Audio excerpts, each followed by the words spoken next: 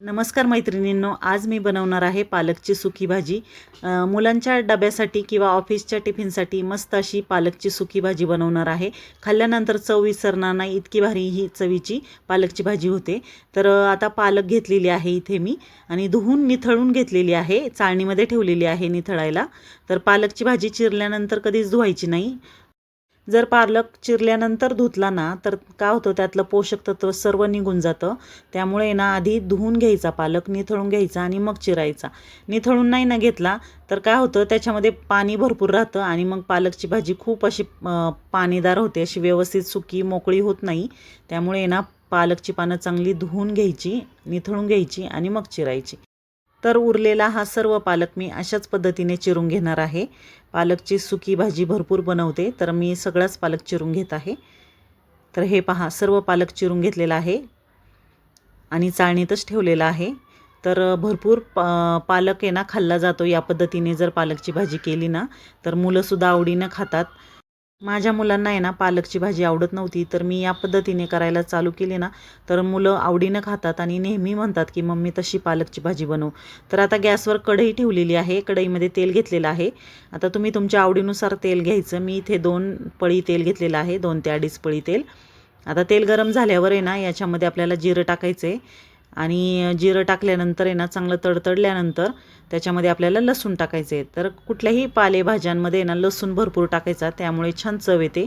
लसूण मिरची जी आपण टाकतो ना ते भरपूर वापरायचं. तरी इथे मी भरपूर चिरलेला लसूण टाकलेला आहे, त्यामुळे पालकच्या भाजीला छान चव येते. तर आहे ना पालेभाज्यांमध्ये सहसा जिरं टाकत नाही, पण या पालकच्या भाजीमध्ये जिरं टाकायचं, मस्त पालकची भाजी होते.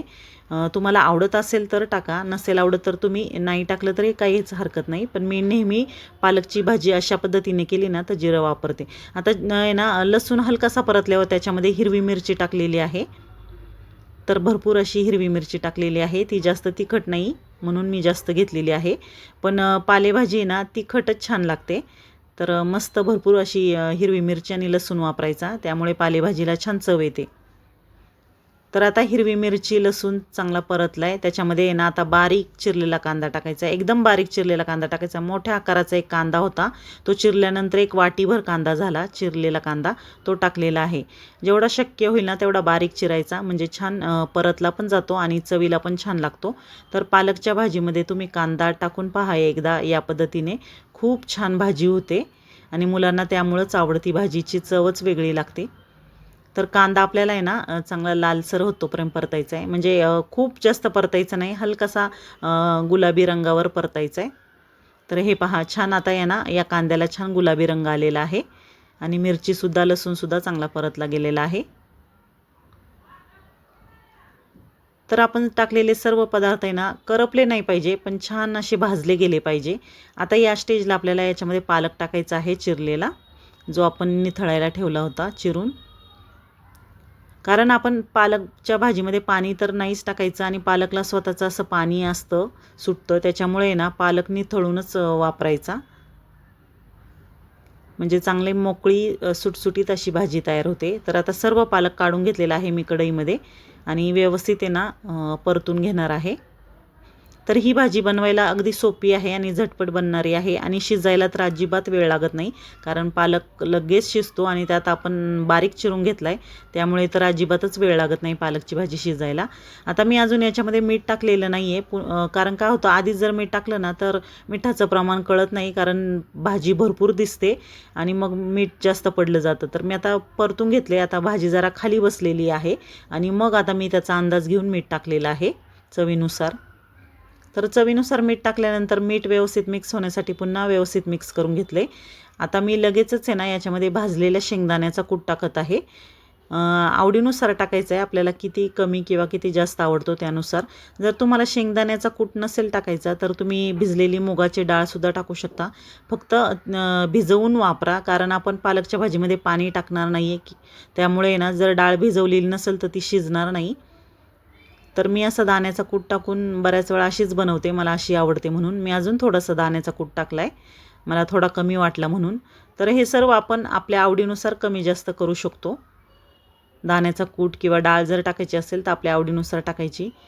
तर या पद्धतीने तुम्ही जर भाजी बनवली ना तर तुम्हाला सुद्धा पालकची भाजी इतकी आवडणार. कांद्यामुळे याची एक वेगळीच टेस्ट येते आणि लहान मुलांना तर आहे ना पालक अजिबात आवडत नाही ना, तर या पद्धतीने तुम्ही जर बनवून दिलं ना तर पालक एक नंबर लागतो आणि मुलं आवडीने खातात, डब्याला सुद्धा आवडीने नेतात.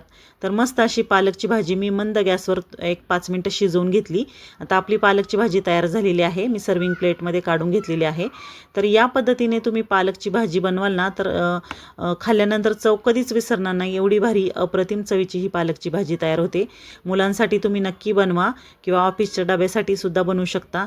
चपातीसोबत, भाकरीसोबत म्हणजे ज्वारीची भाकरी, बाजरीची भाकरी किंवा वरण भातासोबत तोंडी लावण्यासाठी सुद्धा तुम्ही बनवू शकता.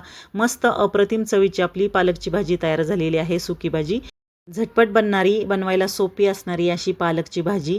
नेहमीपेक्षा थोडीशी वेगळी पद्धत आहे. एकदा बनवून पहा, तुम्हाला नक्कीच आवडेल याची खात्री देते. रेसिपी जर आवडली असेल तर रेसिपीला नक्की लाईक करा, शेअर करा. चॅनलवर नवीन असाल तर चॅनलला सबस्क्राईब करायला विसरू नका. नवीन रेसिपीच्या नोटिफिकेशनसाठी सोबतच बेल आयकॉन प्रेस करा आणि ऑल नोटिफिकेशन ऑन करा, म्हणजे माझ्या येणाऱ्या नवीन व्हिडिओंचे नोटिफिकेशन तुम्हाला सर्वात आधी मिळेल. तर भेटू पुन्हा नवीन रेसिपीसोबत. तोपर्यंत बाय बाय.